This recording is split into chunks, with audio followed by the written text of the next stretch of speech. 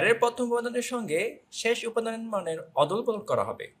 তারপর অ্যারের দ্বিতীয় উপাদানের সঙ্গে অ্যারের শেষ উপাদানের আগের উপাদানের মানের অদল বদল করা হবে, যে কাজটা আমরা শর্টিং বলি।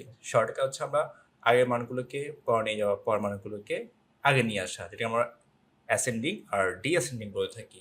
তো সিতে আমরা খুব সহজে এই কাজটি করব। তো চলুন আমরা প্রোগ্রামটি দেখি। প্রথমে আমরা stdio হেডার ফাইলটি আমরা ইনক্লুড করব।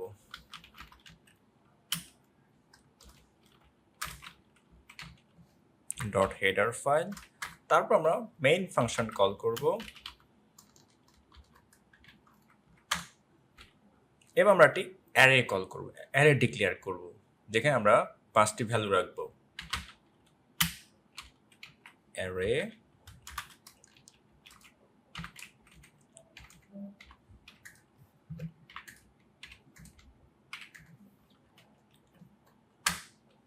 এবার যেহেতু আমাদের বিশেষ করে অ্যারের উপাদান 5টি, সেক্ষেত্রে আমরা একটা ইন্টিজার ভ্যারিয়েবল নিব যার ভ্যালু হবে 5।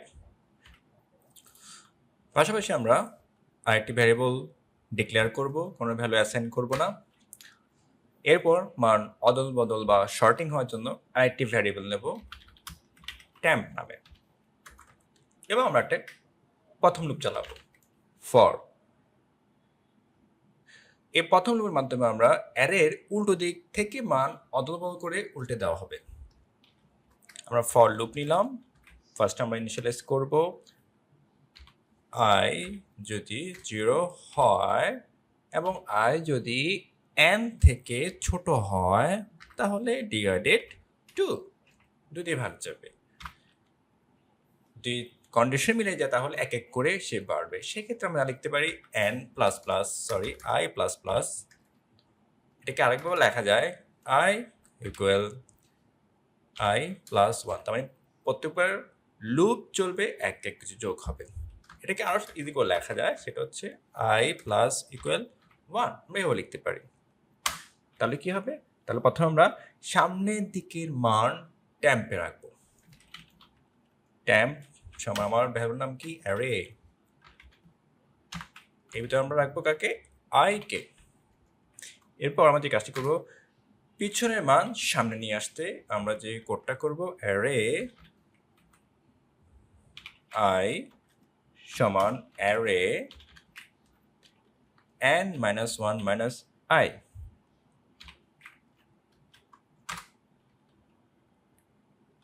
এবার আমরা টেম্পে এই মানগুলো রাখবো,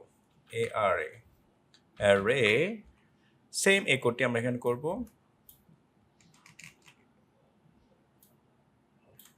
তা লিখতে পারি n মাইনাস 1 মাইনাস i, এটাকে রাখবো আমরা টেম্পে।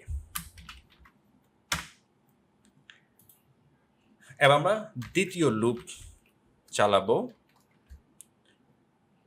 এবার এটি কাজ হবে উল্টে যাওয়া সকল মান প্রিন্ট করব। i সমান 0 হলে i যদি 5-এর ছোট হয়, বা সরি 5 না n এর ছোট হয়, তাহলে সে এক এক করে বাড়াবে। তাহলে i প্লাস প্লাস অথবা i প্লাস ইকুয়াল 1, এখন আমরা প্রিন্ট করব প্রিন্ট f। এখন দেখো %d কমা, এই সবগুলো কোড রাখবো আমরা কোটেশনের ভিতরে। %d কমা আমাদের অ্যারেটার নাম হচ্ছে অ্যারে i।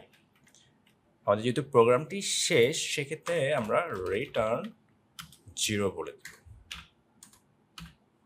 এখন যদি আমরা রান করি, দেখতে পাচ্ছি সবগুলো মান উল্টে গেছে। 40 মানে আমরা একটা কাজ করতে পারি, আমরা কমা ইউজ করতে পারি। 50, 40, 30, 20, 1 উল্টে গেল। আমাদের 10 থেকে শুরু হয়েছে, এখন আমরা কি করলাম? শর্টিং বা করে উল্টে দিলাম।